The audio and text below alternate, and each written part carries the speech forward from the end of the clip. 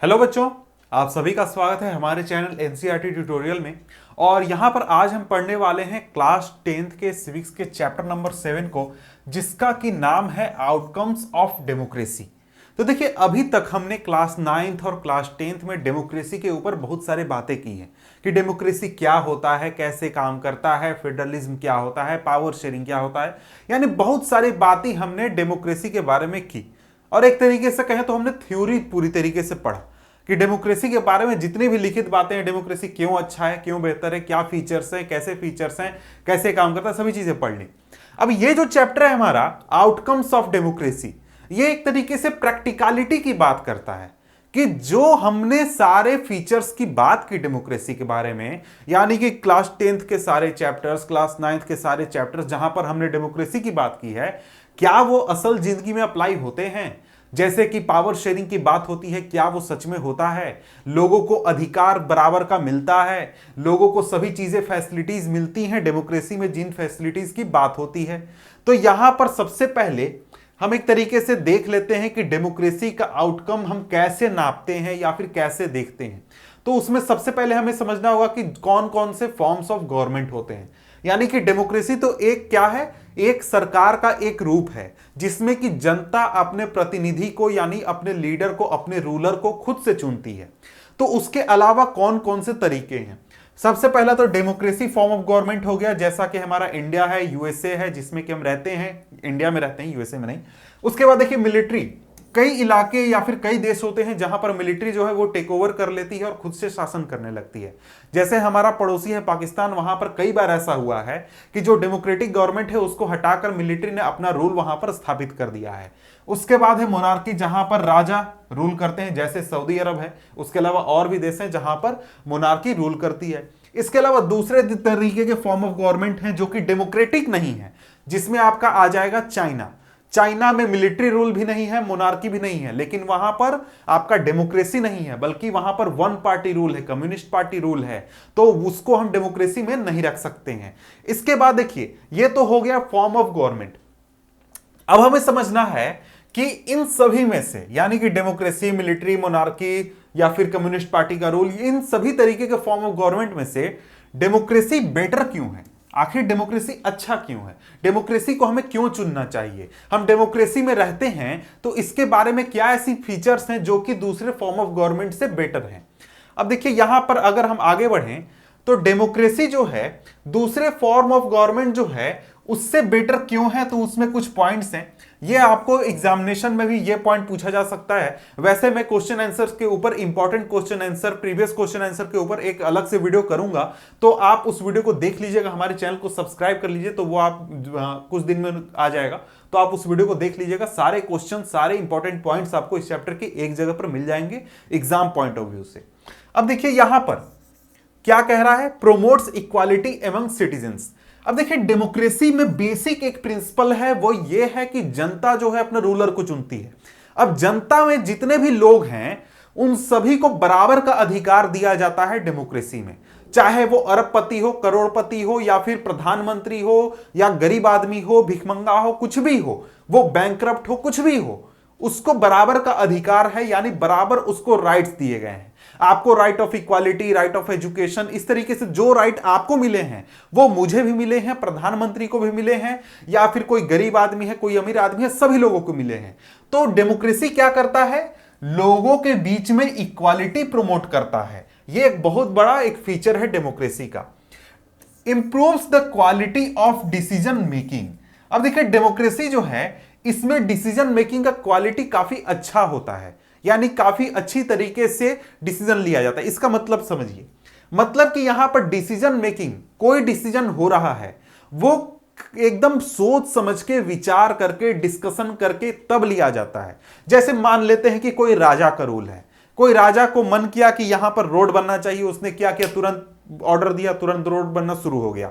अब वहां पर रोड बनने में सही है, गलत है, या फिर वहां पर लोगों को हटाना पड़ेगा रोड बनाने के लिए, या फिर लोगों को परेशानी होगी नहीं होगी, फायदा होगा नहीं होगा, उसके ऊपर कोई डिस्कशन नहीं हुआ, राजा ने ऑर्डर दे दिया इसलिए रोड बन गया।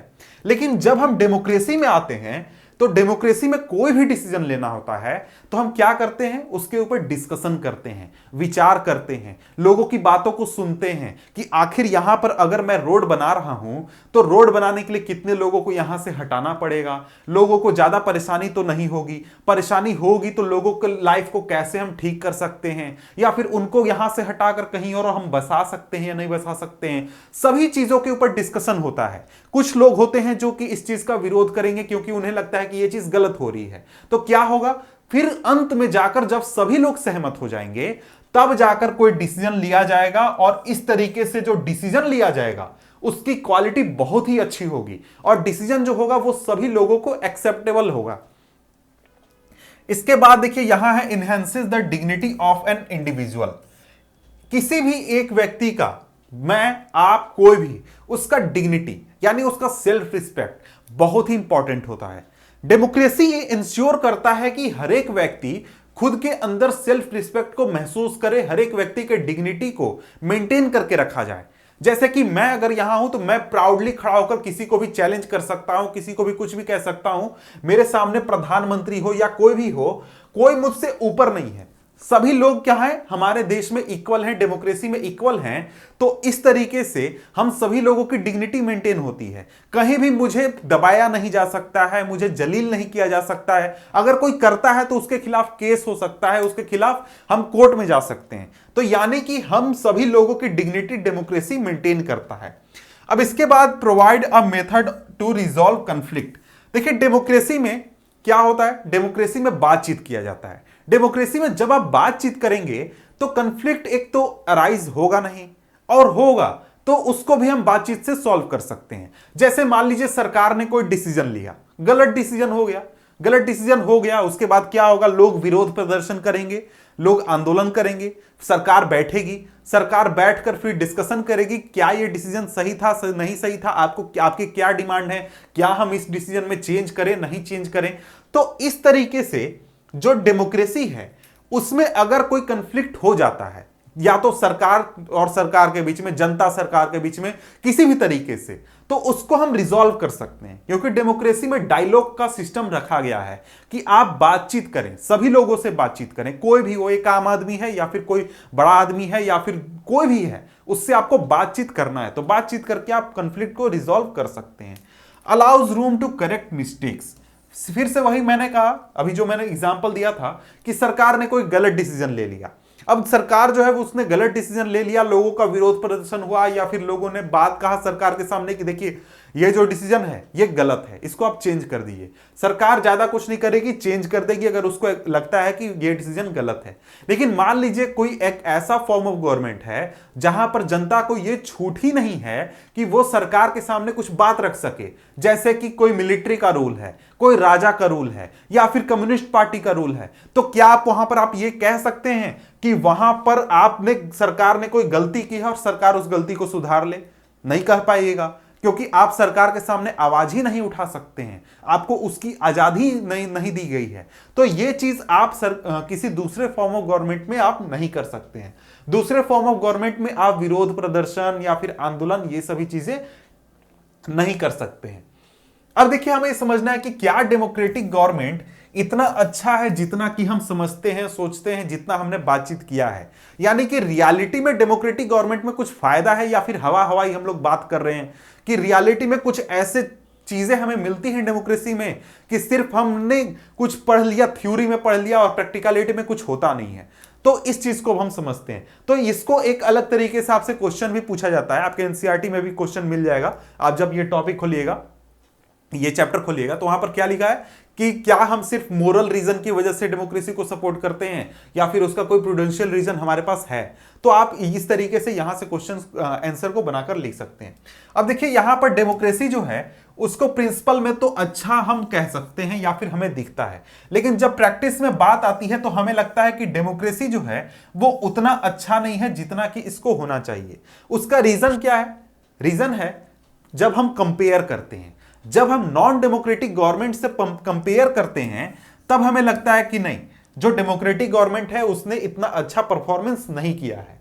तो इस वजह से देखिए इस चीज को यहां पर समझना चाहिए कि दुनिया में 100 से ज्यादा देश हैं, उन्होंने डेमोक्रेसी को फॉलो किया है, यानी कि डेमोक्रेसी को किसी न किसी तरीके से वो फॉलो करते हैं। हर एक देश का अपना सिस्टम होता है, अपना तरीका होता है जिसको वो फॉलो करता है, लेकिन उन सभी का जो परफॉर्मेंस है या फिर तरीका है वो एक दूसरे से अलग है। यानी कि किसी देश में ज्यादा डेवलपमेंट होगा, किसी देश में कम डेवलपमेंट होगा, कहीं पर ज्यादा होगा, कहीं पर कम होगा, कहीं पर लोगों को इक्वालिटी मिलेगा, कहीं पर नहीं मिलेगा। सभी देशों का हर एक मामले में परफॉर्मेंस अलग अलग होगा। अब हमें लगता है, यानी कि हम सभी लोगों को यह लगता है कि डेमोक्रेसी एक ऐसा चीज है जो कि दुनिया के हर एक प्रॉब्लम को सॉल्व कर सकता है। यानी कि हमारे देश में डेमोक्रेसी, तो हमारे देश में जितनी भी कुरीति है, जितनी भी परेशानी है, सब डेमोक्रेसी आते ऐसे चुटकी बजाते सॉल्व हो जाएंगे। लेकिन ऐसा रियलिटी में होता नहीं है।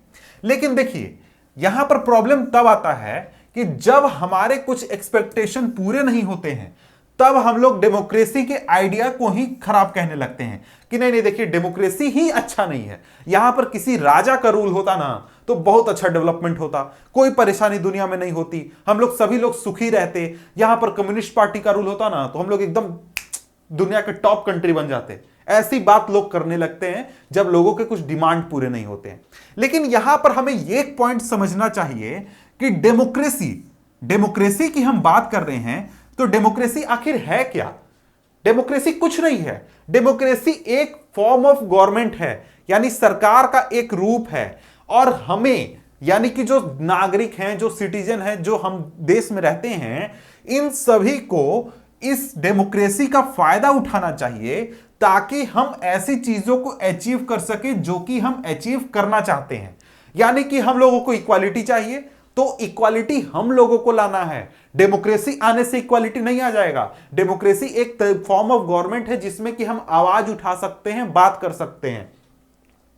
अब देखिए, यहां पर यही बात है कि जो सिटीजन्स हैं उनको एडवांटेज लेना है ताकि वो एक अपने जो गोल्स हैं, अपने जो टारगेट्स हैं, उसको वो अचीव कर सके।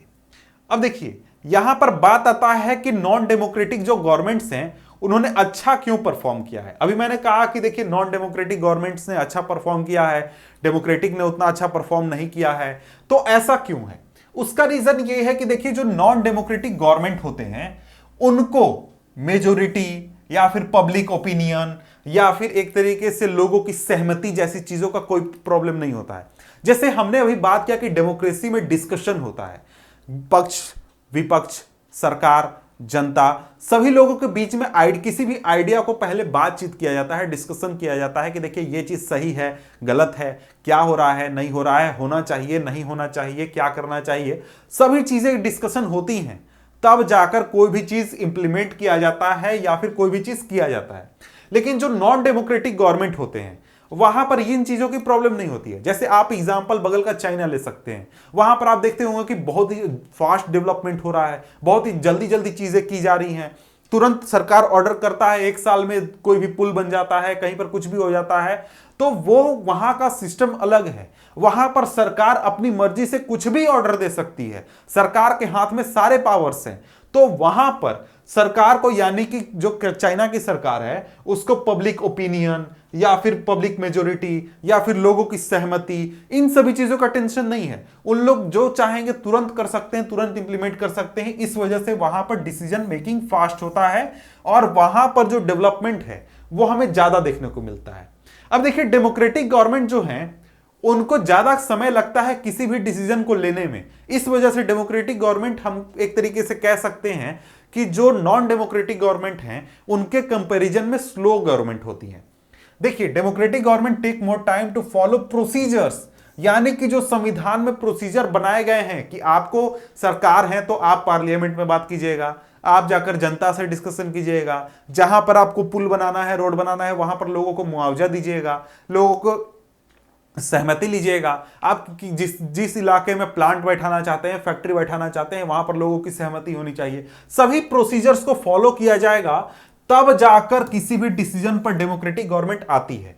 तो इस वजह से हम कह सकते हैं कि भले ही हमारा एक तरीके से डेमोक्रेटिक गवर्नमेंट कुछ स्लो है, नॉन डेमोक्रेटिक के कंपैरिजन में स्लो है, लेकिन हमारा डेमोक्रेटिक गवर्नमेंट जो है वो जो भी डिसीजन देती है वो लोगों को एक्सेप्टेबल भी होता है, इसके साथ साथ इफेक्टिव भी होता है।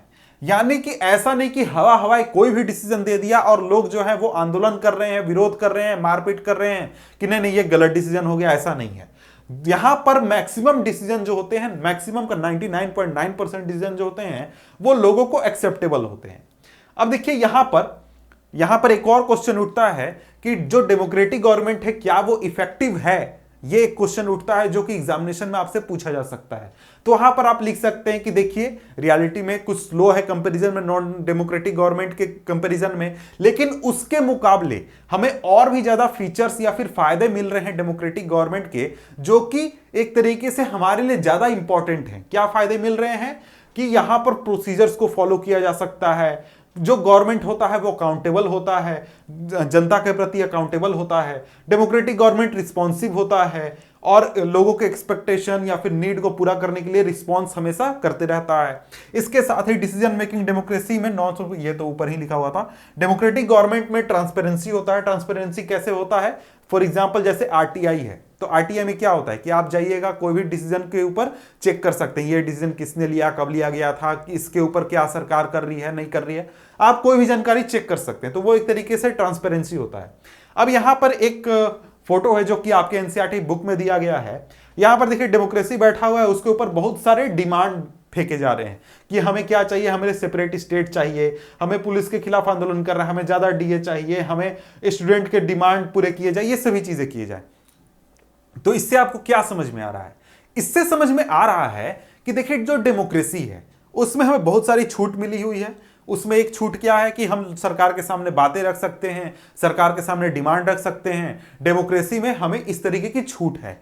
तो इससे क्या फायदा है, इससे फायदा यह है कि देखिए जो लोग होते हैं, लोग अपने डिमांड को, अपने नीड को सरकार के सामने रख सकते हैं डेमोक्रेसी में, और सरकार उन डिमांड्स को सुनकर उस हिसाब से एक्शन कर सकती है। या तो वो डिसीजन लेगी या पॉलिसी बनाएगी, कानून बनाएगी, सभी चीजें बनाएंगी। तो ये एक तरीके से शो करता है कि भले ही ये एक तरीके से हो सकता है कि खराब चीज लगे कि नहीं इतना ज्यादा डिमांड एक तरीके से हो सकता है सभी पूरी नहीं हो रही हैं तो डेमोक्रेसी खराब चीज है, लेकिन रियलिटी में ये एक अच्छा चीज है कि जो डेमोक्रेसी है उससे लोग एक्सपेक्टेशन रखे हुए हैं, वो एक तरीके से इसको खारिज नहीं कर रहे हैं। जैसे अगर कोई राजा होता, राजा क्या है, वो अपनी मर्जी से चल रहा है, लोगों की परवाह नहीं है, लोग डिमांड नहीं रख सकते हैं, तो लोग अंदर से गुस्सा हैं। जिस दिन आंदोलन होगा सभी लोग बाहर निकल जाएंगे आंदोलन करने के लिए। लेकिन डेमोक्रेसी में लोग जो हैं वो अपने डिमांड्स को या फिर अपनी बातों को लगातार रखते हैं और सरकार उनके खिलाफ या फिर मेरा मतलब है उसके हिसाब से रिस्पॉन्स करते रहती है, डिसीजन लेते रहती है। अब देखिए यहां पर देखिए, अब हम समझते हैं कि क्या ऐसी बेसिक चीजें होनी चाहिए जो दुनिया के हर डेमोक्रेसी में होनी ही चाहिए। ऊपर हमने क्या बात किया था कि दुनिया में बहुत सारे देश हैं डेमोक्रेसी फॉलो करते हैं, सभी के सिस्टम अलग हैं, सभी के प्रोसीजर्स अलग हैं, सभी का रिजल्ट भी अलग है। लेकिन जब हम डेमोक्रेसी वर्ड की बात करते हैं या फिर डेमोक्रेटिक सिस्टम की बात करते हैं, तो क्या चीज ऐसी होनी चाहिए जो कि दुनिया के हर एक डेमोक्रेसी में होनी ही चाहिए, वो बेसिक फीचर क्या हो सकते हैं डेमोक्रेसी के। अब यहां पर आपके चैप्टर में ये टॉपिक दिया गया है accountable, responsive and legitimate government. तो इसमें से कुछ पॉइंट्स हैं, उसी को एक तरीके से आंसर में आप लिख सकते हैं।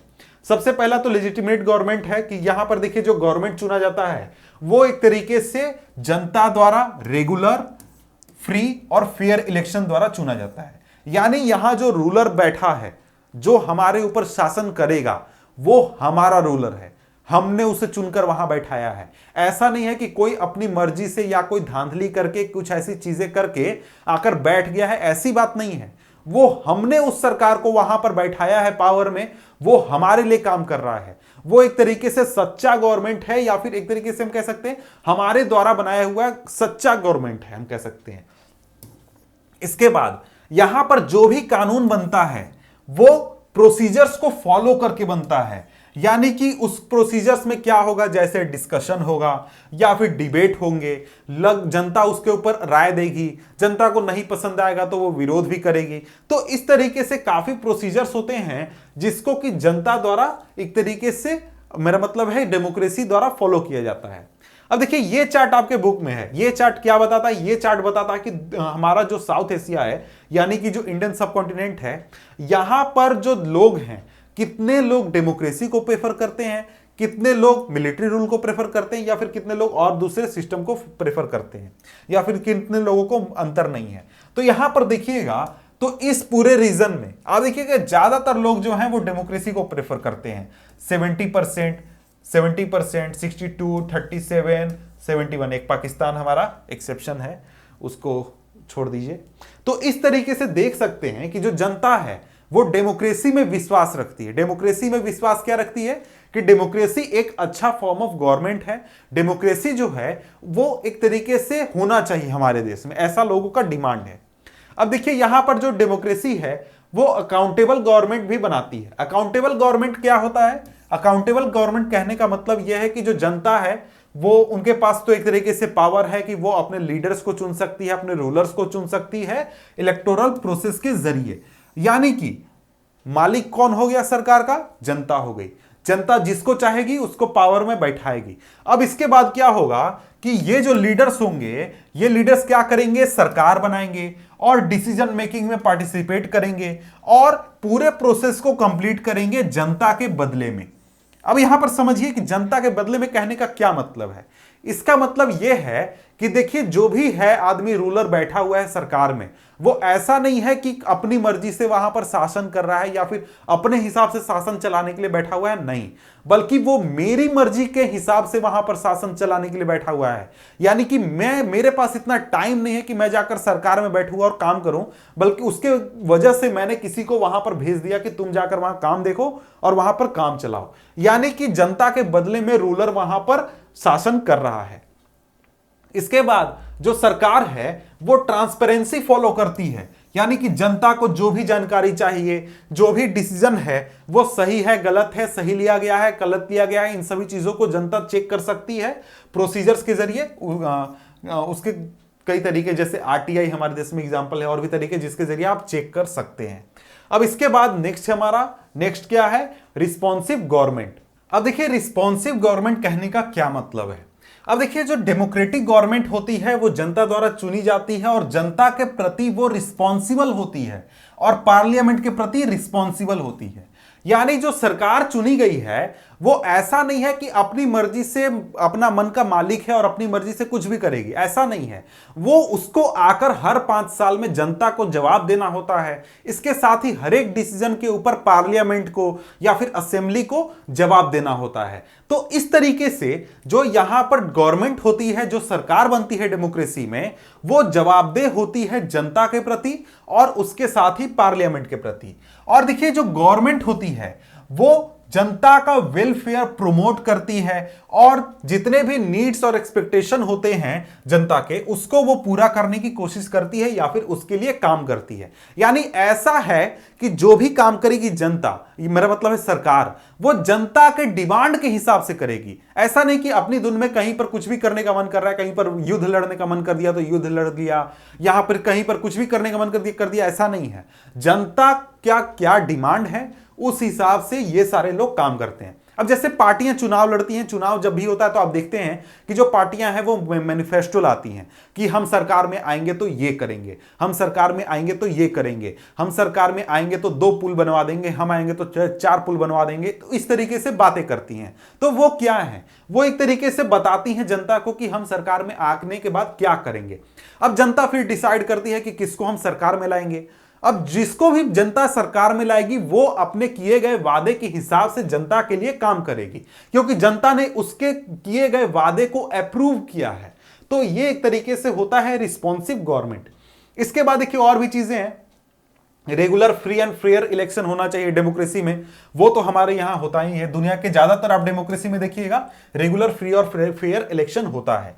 करप्शन फ्री गवर्नमेंट भी होना चाहिए डेमोक्रेसी में, या फिर प्रोवाइड करने की कोशिश करनी चाहिए।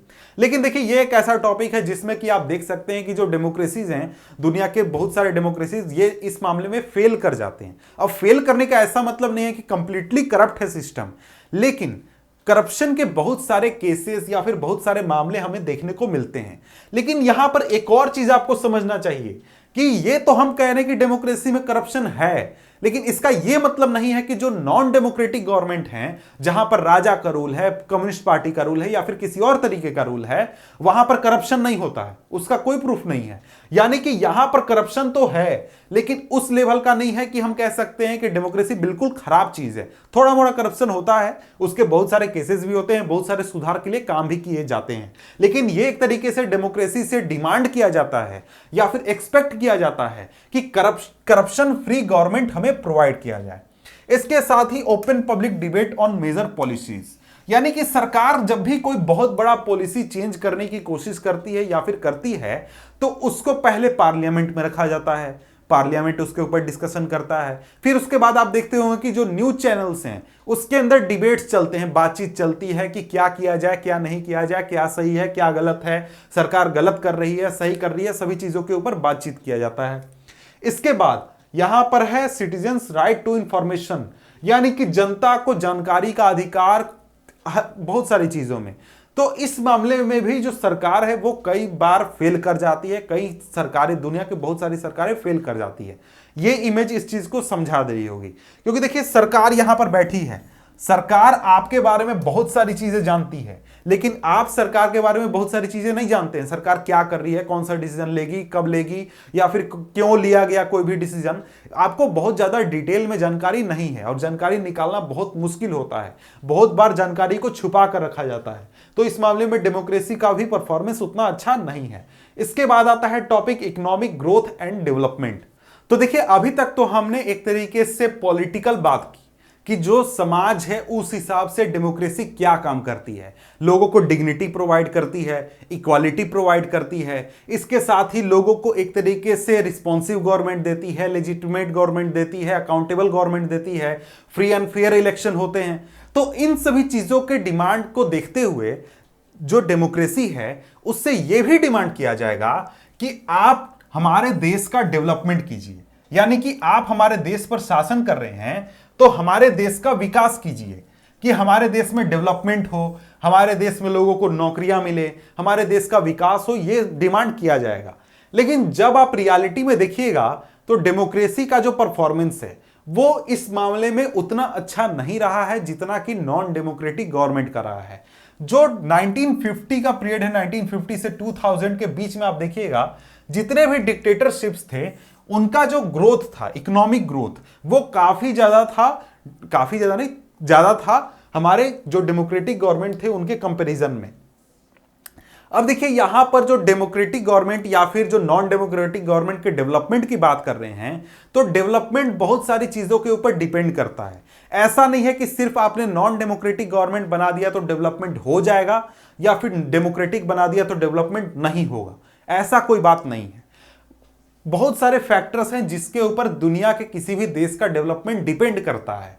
उसमें सबसे पहला है कि पॉपुलेशन का साइज क्या है, कितने लोग वहां पर रहते हैं। जिस हिसाब से पॉपुलेशन होगा उस हिसाब से आपको इकोनॉमिक ग्रोथ देखने को मिलेगा। इसके बाद आता है ग्लोबल सिचुएशन क्या है, दुनिया में आखिर सिचुएशन कैसा चल रहा है, दुनिया में डेवलपमेंट हो रहा है, नहीं हो रहा है, दुनिया में वार चल रहा है या फिर बहुत ही पीस है, या फिर दुनिया में जो कम देश हैं सभी देश वो दोस्ती है, दुश्मनी है, दुनिया का क्या सिचुएशन है, ग्लोबल सिचुएशन इंटरनेशनल लेवल पर, उसके हिसाब से। इसके बाद है third, cooperation from other countries, यानी दूसरे देश जो हैं वो कितना सहयोग दे रहे हैं।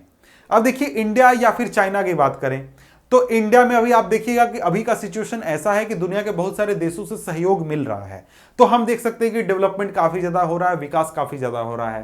लेकिन पहले एक ऐसा पीरियड था जिसमें कि हमारा इकोनॉमी जो था वो पैक करके रखा गया था, बंद करके रखा गया था, बाहर से हम इकोनॉमी के मामले में कोई भी सपोर्ट या फिर कोई भी छूट नहीं देते थे। तो उस कंडीशन में क्या होता था कि दूसरे देशों से हमें पैसा, फंड नहीं आते थे, कंपनियां नहीं आती थी और भी इन्वेस्टमेंट नहीं होता था। तो वो एक एग्जांपल है कि जिसमें कि आप देख सकते हैं दूसरे देशों से सहयोग नहीं मिलता था। उसके अलावा केवल इकोनॉमी की बात नहीं है, उसके अलावा दूसरे देशों से और भी मामले में सहयोग मिलता है, जैसे कि आपको टेक्नोलॉजी के मामले में या फिर आपको कुछ चीजें वो सिखाते हैं, जो देश डेवलप कर गए हैं वो आपको बताते हैं, सिखाते हैं कि कैसे डेवलप करना है, क्या करना है, नहीं करना है। इन सभी मामलों में भी जब कॉपरेशन दूसरे देशों से मिलता है तो उससे भी डेवलपमेंट पर फर्क पड़ता है। इसके बाद है economic policies adopted by the country, यानी देश ने कैसी इकोनॉमिक पॉलिसी अपना कर रखी है, यानी कि देश में शिक्षा पर कितना ध्यान दिया जा रहा है या फिर ग्रोथ पर कितना ध्यान दिया जा रहा है, इकोनॉमी में किस चीज के ऊपर ध्यान दिया जा रहा है, यानी कि सरकार कैसी नीति बनाती है, यह भी काफी ज्यादा तय करती है कि देश का डेवलपमेंट होगा या फिर नहीं होगा। अब देखिए यहां पर कहा जा रहा है it is obvious for democracy that economic growth and development is expected but in reality it does not guarantee economic development. यहां पर कहा जा रहा है कि डेमोक्रेसी से ये तो ऑब्वियस है कि हम इकोनॉमिक ग्रोथ और डेवलपमेंट की डिमांड करेंगे, एक्सपेक्टेशन रखेंगे, लेकिन ये कोई गारंटी नहीं है कि वो प्रोवाइड करेगा। क्यों गारंटी नहीं है? क्योंकि यहां पर जो हमारा ये डेमोक्रेसी है ये मेनली बेस्ड है हमारे पॉलिटिकल इक्वालिटी पर, यानी कि लोगों को समान अधिकार मिले, लोगों को समान पावर मिले, लोगों को समान एक तरीके से अपॉर्चुनिटी मिले, इन सभी चीजों के ऊपर। लेकिन वहां पर इकोनॉमिक डेवलपमेंट के इक्वालिटी का कोई बात नहीं होता या फिर इकोनॉमिक डेवलपमेंट का बात नहीं होता है कि यहां पर पूरे डेमोक्रेसी के कंसेप्ट में इकोनॉमी नहीं आता है कि इकोनॉमिक डेवलपमेंट होगा या फिर नहीं होगा, कितना होगा, वो नहीं आता है। अब देखिए यहां पर ये चार्ट है जिसमें आप देख सकते हैं कि जितने भी डेमोक्रेटिक रेजिम है उनका क्या परफॉर्मेंस था, डिक्टेटोरियल रेजिम था उनका क्या परफॉर्मेंस था, पुअर कंट्रीज के मामले में भी इसको आप देख सकते हैं। तो इसमें आप देखिएगा कि जितने भी डिक्टेटोरियल रेजिम थे उनका परफॉर्मेंस अच्छा था। अब इसके बाद आता है नेक्स्ट टॉपिक है economic outcomes of democracy. Economic outcomes of democracy. अब यहां पर कहा जा रहा है relationship of democracy with economic growth and economic inequalities, यानी जो डेमोक्रेसी है वो इकोनॉमिक ग्रोथ और इकोनॉमिक इनइक्वालिटीज के मामले में कैसा परफॉर्म करती है, इस चीज को देख लेते हैं। अब देखिए यहां पर भी बात किया जा रहा है कि जितने भी डिक्टेटोरियल रेजिम्स हैं उनका इकोनॉमिक ग्रोथ के मामले में एक बेटर परफॉर्मेंस रहा है, बेटर रिजल्ट उन्होंने दिया है। और जब हम इस चीज को कंपेयर करते हैं पुअर कंट्रीज के मामले में तो वहां पर हमें उतना ज्यादा फर्क देखने को नहीं मिलता है, यानी गरीब कंट्रीज जो कि डेवलप कर रहे हैं या फिर करने की कोशिश कर रहे हैं वहां पर उतना ज्यादा फर्क देखने को नहीं मिलता है। अब देखिए यहां पर कहा जा रहा है कि डेमोक्रेसी में भी बहुत ज्यादा इनइक्वालिटीज का डिफरेंस हो सकता है, यानी अमीर बहुत ज्यादा अमीर हो सकते हैं, गरीब बहुत ज्यादा गरीब हो सकते हैं, ऐसा हो सकता है डेमोक्रेसी में। अब इसके बाद देखिए यहां पर कहा जा रहा है there is often inequality of opportunities available to the poor section of the society. यहां पर अभी मैंने तुरंत कहा था कि डेमोक्रेसी में क्या होता है, इक्वल अपॉर्चुनिटी सभी लोगों को मिलता है, लेकिन जरूरी नहीं है कि यहां पर सभी लोगों को मिल जाए। जब हम इस तरीके से इकोनॉमिक की बात करते हैं तो वहां पर क्या होता है, इक्वल अपॉर्चुनिटी लोगों को नहीं देखने को मिलता है। इसके बाद आता है reduction of inequality and poverty. इसमें क्या कहा जा रहा है, तो इसमें ये जो इमेज है ये इमेज ही आपको ज्यादातर चीजें समझा देगा। इस इमेज को आप देखिए तो रिच जो है उसके पास काफी पावर है, मिडिल क्लास के पास कम पावर है और पुअर के पास तो एकदम हालत खराब है। अब यहां पर कहा जा रहा है it is reasonable to expect democracies to reduce economic disparities. यहां पर डेमोक्रेसी से यह डिमांड उठाना एकदम जायज है कि वो इकोनॉमिक डिस्पैरिटी को कम करे, यानी कि सभी लोगों को अमीर और गरीब का जो फर्क है उसको कम करे, क्योंकि डेमोक्रेसी इस आइडिया पर बेस्ड ही है, इक्वालिटी के आइडिया पर, सभी लोगों को बराबर अधिकार है, यही आइडिया है बेसिक डेमोक्रेसी का। अब देखिए जो डेमोक्रेसी है वो पॉलिटिकल इक्वालिटी तो गारंटी करता है, लेकिन इकोनॉमिक इक्वालिटी वो गारंटी नहीं करता है कि आप सभी लोगों को पैसे के मामले में बराबर कर दिया जाएगा, ऐसी कोई गारंटी नहीं है हमारे डेमोक्रेसी में, लेकिन आपको पॉलिटिकली इक्वल पावर मिलेगा, ये गारंटी आपको मिलता है। अब देखिए यहां पर है क्या प्रॉब्लम कि कुछ चंद अमीर ऐसे हैं जिनके पास बहुत ज्यादा पैसा है या फिर जो कि एक तरीके से उनके पास पूरे देश का या फिर वर्ल्ड का बहुत बड़ा वेल्थ का हिस्सा है, इनकम का हिस्सा है, और इतना ही नहीं, और उनका जो इनकम का हिस्सा है वो लगातार बढ़ रहा है। तो इसमें यही वाला इमेज काम करेगा जो ये इमेज है कि देखिए जो अमीर लोग हैं उनके पास बहुत ज्यादा पैसा है, बहुत ज्यादा वेल्थ है, मिडिल क्लास के पास कम है, पुअर के पास तो एकदम हालत खराब है। तो इस तरीके से तो देखिए यहां पर ये सिचुएशन है। इसके बाद जब हम एक्चुअल लाइफ में आते हैं तो देखते हैं कि जो डेमोक्रेसीज हैं वो उन्होंने उतना अच्छा परफॉर्मेंस नहीं किया है इकोनॉमिक इनइक्वालिटीज को कम करने में या फिर इक्वालिटीज इकोनॉमिक इक्वालिटी को बढ़ाने में। तो ये भी एक तरीके से डेमोक्रेसी का हमारा बैड हम कह सकते हैं परफॉर्मेंस है या फिर खराब चीज है डेमोक्रेसी के मामले में। अब इसके बाद है एकोमोडेशन ऑफ सोशल डाइवर्सिटी, यानी कि समाज में जो डाइवर्सिटी है, अलग अलग कास्ट अलग अलग धर्म के लोग रहते हैं, उनको कैसे डेमोक्रेसी डील करता है। अब देखिए यहां पर ये तो फेयर एक्सपेक्टेशन है कि जो हमारा डेमोक्रेसी है वो हार्मोनियस सोशल लाइफ बनाएगा, जिसमें कि जो अलग अलग सोसाइटी के लोग हैं, अलग अलग धर्म के लोग हैं, अलग अलग कास्ट के लोग हैं, वो सभी एक साथ रहेंगे और आपस में फाइट नहीं करेंगे, कन्फ्लिक्ट नहीं करेंगे। और ये एक तरीके से एक्सपेक्टेशन है डेमोक्रेसी से। लेकिन यहां पर यह चीज हमें समझना चाहिए कि कोई भी सोसाइटी ऐसे नहीं है जहां पर कंप्लीटली और परमानेंटली जो प्रॉब्लम्स है या फिर जो कंफ्लिक्ट हैं अलग अलग ग्रुप्स के बीच में उसको खत्म किया जा सकता है। लेकिन हम ये सीख सकते हैं कि डिफरेंसेस को कैसे डील किया जाए और हम उनको सॉल्व करने का या फिर उनको नेगोशिएट करने का मैकेनिज्म तैयार कर सकते हैं। और डेमोक्रेसी इसके लिए काम करता है कि देखिए लोग हैं, उनके बीच में कंफ्लिक्ट होगा, कंफ्लिक्ट हो सकता है, तो उसको डील कैसे किया जाए, उसको मैनेज कैसे किया जाए, ये एक तरीके से उसको तैयार करने का, उसके लिए प्लेटफॉर्म तैयार करने का काम करता है हमारा डेमोक्रेसी। अब यहां पर आगे कहा जा रहा है democracies accommodate various social divisions, यानी कि सोसाइटी के जो अलग अलग तरीके के डिवीजन है उनको एक साथ बांधने की कोशिश करता है, या फिर डेमोक्रेसी के पास ये एबिलिटी है कि वो सोशल डिफरेंसेस को, डिवीजन को या फिर कंफ्लिक्ट को हैंडल कर सकता है और उसको एक तरीके से मैनेज कर सकता है। और ये डेमोक्रेसी के लिए बहुत ही अच्छा प्लस पॉइंट है। इसके बाद यहां पर कहा जा रहा है कि दो कंडीशन बिल्कुल ही होने चाहिए डेमोक्रेसी के आउटकम के लिए। क्या ये कंडीशन होने चाहिए? तो सबसे पहला यह है कि it is necessary to understand that democracy is not simply rule by majority opinion. Democracy का सिर्फ यह मतलब नहीं होता है कि जिसके पास बहुमत है सिर्फ वही शासन करेगा। अब यहां पर इस बहुमत में भी कुछ कंडीशन होने चाहिए। ऐसा नहीं कि जो बहुमत धर्म वाले हैं या फिर बहुमत लैंग्वेज वाले हैं उनकी बात को सिर्फ माना जाए और दूसरे लोगों की बातों को ना माना जाए, ऐसा नहीं होना चाहिए। अब देखिए यहां पर कंडीशन क्या है? कंडीशन यह है कि जो मेजॉरिटी है वो उसको हमेशा माइनॉरिटी के साथ काम करना चाहिए, ताकि जो गवर्नमेंट है वो एक तरीके से ऐसा फंक्शन कर सके जिसमें कि जनरल व्यू आए। यानी कि मेजॉरिटी और माइनॉरिटी ओपिनियन जो हैं वो परमानेंट नहीं होने चाहिए। परमानेंट नहीं होने का कहने का मतलब यह है कि आज मैं अगर अपने भाषा के आधार पर या फिर धर्म के आधार पर ग्रुप बना लेता हूं तो वो एक तरीके से परमानेंट हो जाएगा, उसको मैं चेंज नहीं कर सकता। क्योंकि ज्यादातर लोग हैं, 99.999% जो लोग हैं वो अपना धर्म चेंज नहीं करते, वो हमेशा एक ही ग्रुप में हो जाएंगे। लेकिन जब मैं आइडिया के ऊपर या फिर अपने डिमांड के ऊपर एक ग्रुप बनाता हूं, जैसे मुझे यहां पर रोड चाहिए, मुझे इकोनॉमिक डेवलपमेंट चाहिए या फिर मुझे पॉलिटिकल इक्वालिटी चाहिए, इस तरीके के आइडिया के ऊपर जब मैं ग्रुप बनाता हूं या फिर मेजोरिटी या फिर माइनॉरिटी में आता हूं तो वो परमानेंट नहीं है।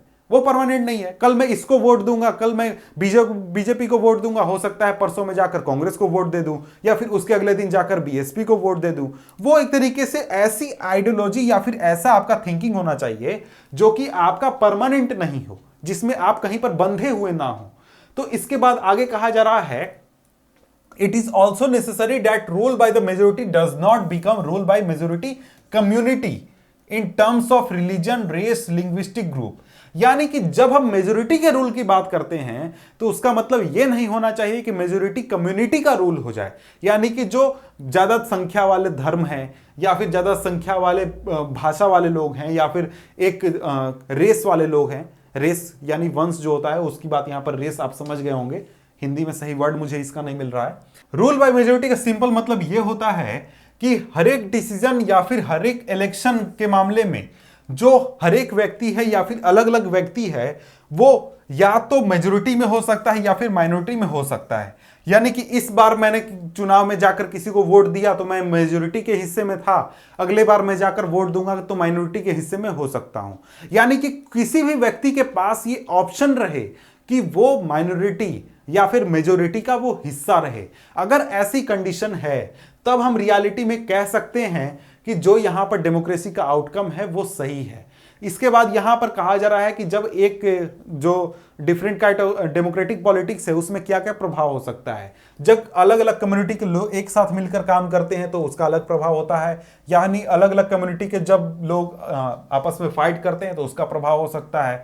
तो देख सकते हैं यहां पर दो लोग एक साथ हो गए, यहां पर एक ही व्यक्ति हैं, यानी हमारा देश है उसमें अलग अलग कम्युनिटी लड़ रहे हैं तो उसका क्या इंपैक्ट होगा। हमारे कंट्री को लॉस होगा, कंट्री के ऊपर इंपैक्ट होगा। इसके बाद आता है इस चैप्टर का last topic, dignity and freedom of citizens.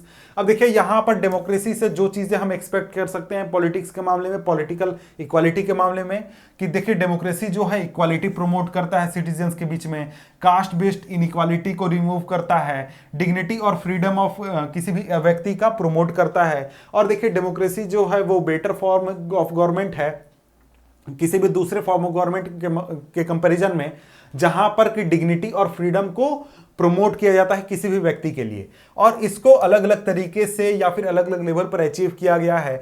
दुनिया के ज्यादातर जो सोसाइटीज हैं वहां पर मेनली मेल डोमिनेटेड सोसाइटीज थे वो, यानी ये एक एग्जांपल के जरिए बताया गया है। इसके अलावा आप कास्ट का भी एग्जांपल ले सकते हैं कि कास्ट डिवीजन है उसको भी रिमूव करने के लिए काम किया गया है। और यहां पर कहा जा रहा है कि बहुत ज्यादा स्ट्रगल करके जो महिलाएं हैं उनका एक तरीके से उनकी बातों को आज सुना गया, या फिर उनकी जो डिमांड है या फिर इक्वल ट्रीटमेंट है महिलाओं को आज मिल रहा है। इसके बाद इंडिया में डेमोक्रेसी जो है उसने एक तरीके से जितने भी डिसएडवांटेज कम्युनिटी थे या फिर डिस्क्रिमिनेटेड कास्ट या फिर ग्रुप थे उनको इक्वल स्टेटस या फिर इक्वल अपॉर्चुनिटी दिया गया है। डेमोक्रेसी के मामले में एक हमेशा से प्लस पॉइंट ये रहा है कि डेमोक्रेसी का एग्जामिनेशन कभी भी खत्म नहीं होता है। लोग हर एक डिसीजन के लिए, हर एक चीज के लिए कहते हैं कि इस बार डेमोक्रेसी का टेस्ट है, हमारा डेमोक्रेसी खतरे में है, या फिर डेमोक्रेसी को बचाना चाहिए। इस तरीके की बातें को यूज किया जाता है, और ये एक तरीके से डेमोक्रेसी का एग्जामिनेशन होता है, और ये परमानेंट है, यानी कि हर महीने हर दिन आपको यह चीज सुनने को मिल जाएगा।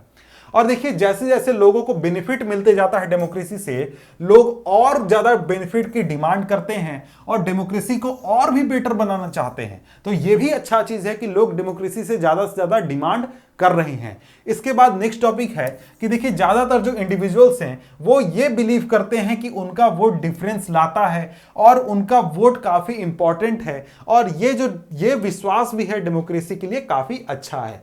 अब देखिए इसके ऊपर मैं एक और वीडियो करूंगा जिसमें कि चैप्टर के इंपॉर्टेंट टॉपिक्स को, मेरा मतलब है इंपॉर्टेंट क्वेश्चंस को, इंपॉर्टेंट पॉइंट्स को डिस्कस करूंगा। तो आप उस वीडियो को देख लीजिएगा। तो उसके लिए आप हमारे चैनल को सब्सक्राइब कर लीजिए, इस वीडियो को लाइक कर दीजिए और हमारे इस वीडियो को शेयर कीजिए ताकि और भी लोग पढ़ सकें। तब तक के लिए गुड बाय।